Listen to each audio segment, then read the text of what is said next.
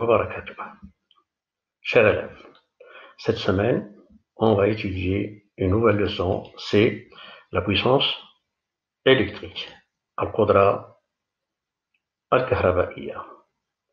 Les objectifs qu'on va étudier, la première des choses, c'est la signification des indications que portent les plaques signalétiques des appareils électriques, c'est-à-dire ce qu'on trouve écrit sur les appareils électriques. Que signifie la puissance électrique? Et enfin, de quoi dépend la puissance électrique consommée par un appareil électrique?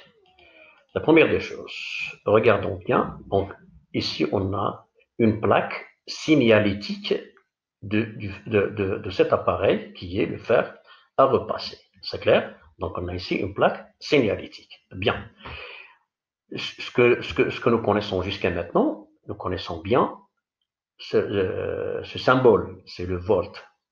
Donc, ce qu'on avait vu en première année, 220 volts, 240 volts, ça signifie la tension d'usage du fer à repasser. Et nous avons bien vu en première année qu'un appareil électrique ne fonctionne que si sa tension d'usage est adaptée à la tension du générateur. C'est clair? Bien. Donc ici, on a ce sont les indications, bien sûr, concernant le fer à repasser. Bien, regardons ici, on a un aspirateur. Donc ici, on a la même chose. On a sur cette plaque signalétique, qu'est-ce qu'on trouve? On trouve 220, 240 volts. On trouve 50 Hertz. Vous l'avez vu en deuxième année. La même chose sur le fer à repasser. On a 50, 60 Hertz. Hertz, c'est l'unité de la fréquence. Et on a bien sûr ici 1300 W max, 1500 W. C'est clair? Bien. On a ici une lampe économique, ce qu'on trouve 15 W, 230 volts, 50, 60 Hertz. Donc, nous connaissons bien qu'est-ce que ça signifie volt, qu'est-ce que ça signifie Hertz. Donc, c'est la tension d'usage de cette lampe, c'est 230 volts, et la fréquence, c'est 50, entre 50 et 60 Hertz. Bien. Nous, ce qui nous concerne cette leçon, ça nous concerne ce symbole, W. C'est clair? Bien. Donc, notion de la puissance électrique. Notion de la puissance électrique. La première des choses, on va voir l'expérience suivante. On réalise deux montages. Montage 1, on va bien sûr brancher une lampe qui porte sur sa plaque signalétique 12 volts 21 W, hein, et alimentée par un générateur de tension 12 volts. Eh bien, regardons bien, à votre avis, si on branche cette lampe, comment ça va être son éclat. Bien sûr, son éclat, il va être normal. L'éclat de cette lampe, elle va être normale. Pourquoi? Parce que la tension d'usage de cette lampe, c'est 12 volts, et la tension du générateur, c'est 12 volts. Donc, il y a une adaptation. Ce qui fait la lampe, bien sûr, l'éclat de cette lampe, elle va être normale. Et je parle de cette lampe, de L1. Bon, deuxième expérience, qu'est-ce qu'on va faire? On va changer cette lampe, on va remplacer cette lampe, c'est-à-dire la lampe L1, on va la remplacer par une lampe L2. Mais la lampe L2, qu'est-ce qu'il porte sur sa plaque signalétique? Elle porte des indications 12 volts, 5 watts. 12 volts, 5 watts. Cette lampe, bien sûr, elle va être alimentée par le même générateur, c'est-à-dire un générateur de tension 12 volts. Donc, si on parle de la lampe L2 seule, son éclat, il va être normal. Pourquoi il va être normal? Parce que sa tension d'usage, et bien sûr, est adaptée à celle du générateur. Donc, schéma des deux expériences, c'est les suivants. Donc, on a ici L1. L1, bien sûr, sur la plaque signalétique, qu'est-ce qu'on a? On a 12 volts, 21 W. Ici, on a 12 volts, 5 W. bien sûr, expérimentalement, qu'est-ce qu'on constate? On constate que la lampe L1, son éclat, l'éclat de la lampe L1 est plus fort que celui de la lampe L2. On dit que L1 est plus puissante que L2. Ou on dit, c'est la même chose, soit on dit L1 est plus puissante que L1, ou on dit la puissance de la lampe L1 est supérieure à celle de la lampe L2. La puissance de la lampe L1 est supérieure à la puissance de la lampe L2. La conclusion maintenant, qu'est-ce que ça signifie la puissance? Donc la puissance électrique, puissance, ça commence par la lettre P, donc on le note, on le symbolise par P. Donc la puissance électrique notée P est une grandeur physique qui renseigne l'utilisateur sur l'efficacité de fonctionnement d'un appareil en éclairage, en chauffage, en aspiration, ainsi de suite. C'est-à-dire, donc je vais vous expliquer cette phrase. Donc la puissance électrique, il renseigne l'utilisateur sur l'efficacité de fonctionnement. C'est-à-dire, si je prends deux appareils, par exemple, deux fers à repasser, l'un d'entre eux, par exemple, le fer à repasser numéro 1, on trouve sur sa plaque signalétique, par exemple, 500 W. Deuxième fer à repasser, on trouve, par exemple, 1500 W. Cela signifie que le deuxième fer à repasser, bien sûr, est plus efficace. C'est clair? Je vous donne un exemple dans la vie courante. Ce que je pense, où je parle des lampes normales. دوك المصابيح العاديه اللي كنا كنستعملوها وكنظن بان الاغلبيه ديالكم اقتناو هذه المصابيح هذه في الوقت اللي كنمشيو عند صاحب الدكان ونطلب منه مثلا مصباح. فاول سؤال يطرح علينا هو بطبيعه الحال اش كيقول لنا واش بغيت مصباح ديال 100 ولا ديال 75 ولا ديال 60 مثلا. فان انا اشتريت مثلا المصباح ديال 100، فالمصباح ديال 100 الاضاءه ديالو كتكون قويه بالمقارنه مع المصباح اللي مسجل عليه 75 بيان سور دبليو. سي كلير؟ دبليو غادي نشوفوا المفهوم ديالها بعد قليل. دونك je reviens à notre phrase, la puissance électrique. La puissance électrique notée P est une grandeur physique qui renseigne l'utilisateur sur l'efficacité de fonctionnement d'un appareil en éclairage, en chauffage, en aspiration, et ainsi de suite. C'est clair? Bien. وحدنا remarque اللي كنا شفناها. La valeur 12 volts inscrite sur la lampe signifie la tension nominale. La tension nominale. Donc, 12 volts, c'est-à-dire ce que nous avons vu en première année, qu'est-ce que nous avons dit?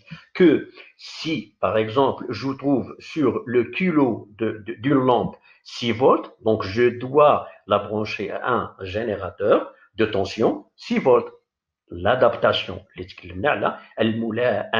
l'adaptation. Donc, le mot, la tension inscrite sur, par exemple, la lampe, on l'appelle quoi? La tension nominale. باللغة العربية التوتر الاسمي de cette lampe. C'est-à-dire la tension qu'il faut appliquer entre ces bornes pour qu'elle puisse briller d'une façon normale. C'est clair? Nous le savons bien en première année que si, par exemple, cette lampe sur laquelle est inscrit 12 volts, si on l'alimente avec un générateur de tension, par exemple 6 volts, donc l'éclat de cette lampe, elle va être très faible ou bien elle ne va pas briller. Maintenant, si l'inverse, par exemple, si on alimente cette lampe de tension nominale 12 volts avec un générateur, par exemple, de 24 volts, elle va être grillée. Ça vous fait toute l'œuf. La valeur 21W inscrite sur la lampe L1 signifie la puissance nominale de cette lampe. Puisque cette valeur est inscrite sur la lampe, donc cela signifie que W, ça signifie la puissance, ça signifie la puissance quoi? Nominale. Donc cette valeur, il nous renseigne sur le rendement, hein, sur l'efficacité de l'éclat de cette lampe. La valeur 5 watts inscrite sur la lampe L2 signifie la puissance nominale de cette lampe. Cela signifie que, par exemple, si je prends cette lampe, une fois j'écris sur la lampe L1 21 watts et la lampe L2 5 watts, bien sûr, là, je vais sortir avec cette conclusion, c'est que cette lampe L1, son éclat, elle va être bien sûr plus fort que la lampe L2. Unité de la puissance. Les unités de la puissance. C'est clair? Donc, nous avons dit que la puissance, nous le symbolisons par la lettre P. Donc, l'unité internationale de la puissance électrique est le watt. Et le watt. Le physicien, James Watt. Et le watt de symbole W. Donc, maintenant, W, qu'est-ce que ça signifie? Ça signifie watt. Et le watt, c'est quoi? C'est l'unité internationale de la puissance électrique. C'est clair? C'est l'unité internationale de la puissance électrique. Comme d'habitude, le watt a des multiples et des sous-multiples. On utilise aussi le milliwatt. Donc le milliwatt, c'est un sous-multiple. C'est-à-dire qu'il est plus petit que le watt. Donc, regardez bien. Le milliwatt, M minuscule. C'est la même chose comme si on avait par exemple le millimètre, le milligramme, le millilitre, et ainsi de suite. Donc le milliwatt avec un M minuscule, tel que 1 milliwatt égale à 1 divisé par 1000 watts, égale à 1 divisé par 1000 watts, donc égale à 0,001 watts, égale à 10 exposant moins 3 watts. Bien, passons maintenant au multiple. Le kilowatt, ce que je pense maintenant, vous n'avez aucun problème en ce qui concerne les moins d'eau. Donc, kilo, K majuscule, kilo, ça signifie 1000. Kilo, ça signifie 1000. C'est clair? Donc, 1 kilowatt, donc 1 kilowatt égale à 1000 watts. Donc, je remplace K par 1000. Hein, par 1000. 1000, c'est 10 exposant 3. Donc, 1 kilowatt égale à 10 exposant 3 watts. On a le mégawatt. Méga, regardez, attention, attention, entre le milliwatt et le mégawatt. Le milliwatt, c'est M minuscule, le mégawatt, c'est M majuscule, avec un mégawatt égal à 1 million. Donc, méga, ça signifie 1 million. Méga, ça signifie 1 million. Qu'est-ce qu'on a fait ici? On a remplacé M majuscule par 1 million. 1 million, c'est 10 exposant 6. Donc, 1 mégawatt égale à 10 exposant 6 watts. Et enfin, on a le gigawatt, giga. Giga, ça signifie 1 milliard. C'est clair? Giga, ça signifie 1 milliard. Bien. Passons maintenant à des remarques. Donc, les remarques qu'on a, regardez bien. Tout appareil électrique porte une plaque signalétique sur laquelle on trouve quelques indications qui représentent les caractéristiques nominales de l'appareil. C'est clair? Les caractéristiques nominales, au moins deux indications. Au moins deux indications parmi ces indications, on trouve la tension électrique.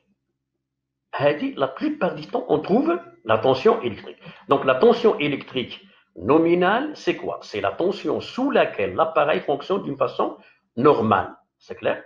La tension électrique nominale, c'est la tension sous laquelle l'appareil fonctionne d'une façon nominale. En première année, c'est la tension d'usage. C'est clair? إذا في السنة الأولى سميناها توتر استعمال، هذه السنة يعني سمينا الآن la tension nominale, التوتر الاسمي. C'est la même chose, ça signifie la même chose. C'est clair? Il n'y a pas de différence entre ces deux mots. Donc, soit on dit tension d'usage ou bien tension nominale, c'est la même chose.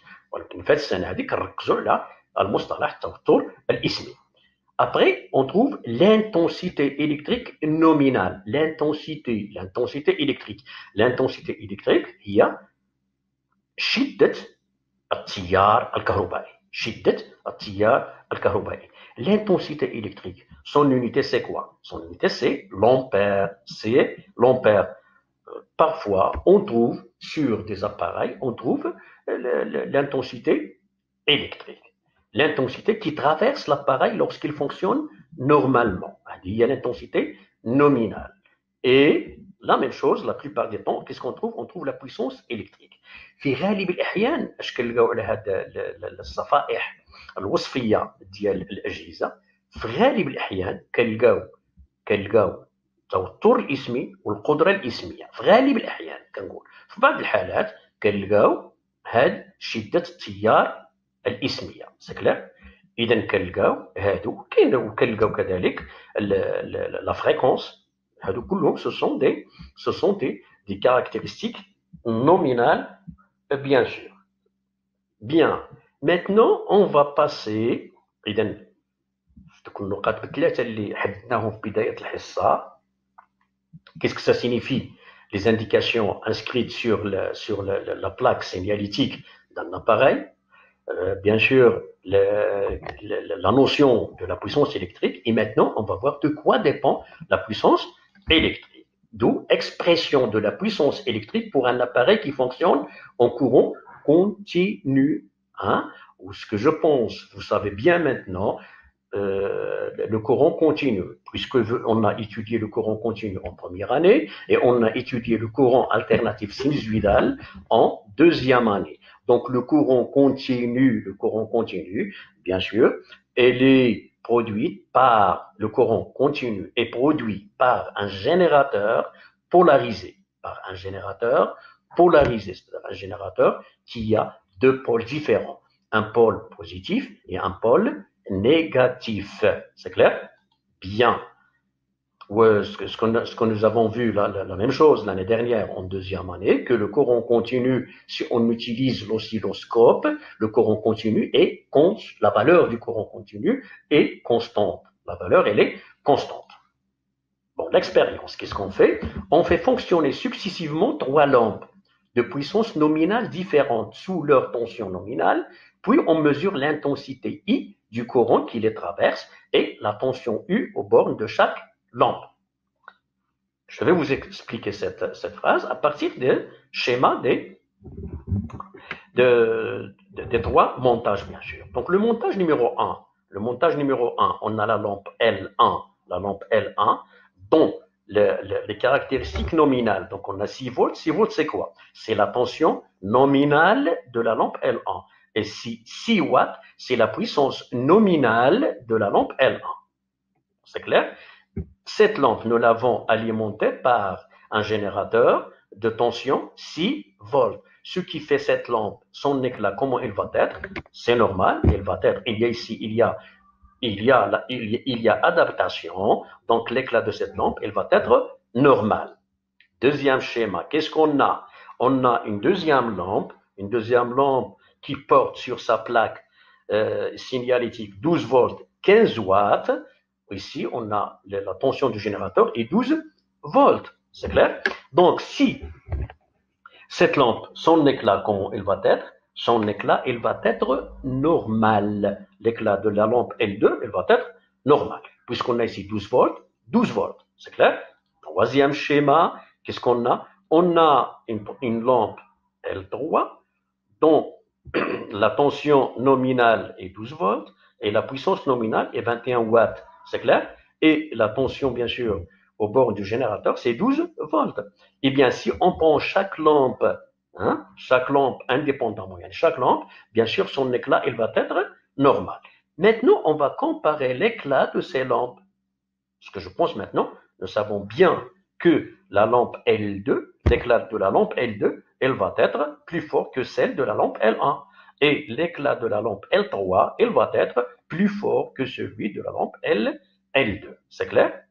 Bien. Maintenant, on va faire les mesures. Regardez bien. Donc, on a la lampe L1. La lampe L1, ses caractéristiques nominales, c'est quoi? On a 6 volts, 6 watts. هنا غادي نركزوا على la puissance. Donc, qu'est-ce qu'on a ici? On a 6 watts. La puissance nominale, bien sûr, en watts. Donc, on a 6 watts. La lampe L2, 15 watts. Et la lampe L3, pardon, ici c'est L3, hein, la lampe L3, c'est 21 watts. C'est clair? Donc maintenant, nous avons utilisé, hein, je vais revenir bien sûr, le schéma. Nous avons utilisé, c'est quoi? Un voltmètre. Donc un voltmètre pour mesurer la tension aux bornes de la lampe L1. La même chose pour la lampe L2, la même chose pour la lampe L3. Et on a ici un ampèremètre. Donc l'ampèremètre, il va mesurer l'intensité de courant qui circule dans L1. La même chose ici, à l'ampèremètre, il va mesurer l'intensité de courant qui circule dans L2. La même chose pour la lampe L3. C'est clair? Bien. Donc on a maintenant la tension mesurée en volts aux bornes de la lampe L1, c'est 6 volts. L'intensité mesurée, bien sûr à l'aide de l'ampèremètre, c'est 0,99 ampères. C'est clair? Pour la lampe L2, donc la tension mesurée toujours à l'aide du voltmètre, c'est 12 volts. L'intensité de courant, c'est 1,25 ampères. Bon, qui nous a dit à de la valeur, c'est l'ampèremètre, bien sûr, qui nous a donné cette valeur. Pour la lampe L3, et je répète L3, donc on a ici 12 volts, et l'intensité de courant, c'est 1,75 ampères. Donc, maintenant, on va essayer de trouver une relation entre la tension et la puissance nominale inscrite sur chacune des trois lampes, et bien sûr, et l'intensité du courant. Donc, on va essayer de trouver une relation entre ces trois grandeurs, bien sûr. Eh bien, regardez bien, si on multiplie la tension aux bornes de la lampe par l'intensité du courant qui circule dans la même lampe, on trouve 5,94. Bien, passons à la deuxième lampe. La deuxième lampe, on trouve 15. Donc 12 multiplié par 1,25 égale à quoi? Égale à 15. Maintenant, on va faire la même chose. Le produit 12 multiplié par 1,75 égale à 21. Comparons maintenant la puissance nominale avec le produit qu'on a ici U par, c'est-à-dire la tension par l'intensité du courant. Donc on a 5,94, c'est approximativement égal à 6. 15 égale 21. D'où on va sortir, bien sûr, par cette conclusion. C'est clair? Donc dans l'observation, bien sûr, on constate que le produit U fois I est très proche de la puissance nominale pour chaque lampe. Hein? On a utilisé le mot proche seulement pour, bien sûr, pour la lampe L1. Mais la lampe L2 et la lampe L3, on a une égalité, bien sûr. La conclusion maintenant, la puissance électrique P consommée par un appareil électrique est égale au produit de la tension U entre ses bornes par l'intensité de courant I qui le traverse en courant continu. Et je souligne bien sûr, le courant continu. Donc, si on a un appareil qui fonctionne en courant continu, hein, la puissance électrique consommée par cet appareil égale à quoi? Égale au produit, hein, tension entre ces bornes multiplié par l'intensité du courant qui circule dans cet appareil. C'est clair?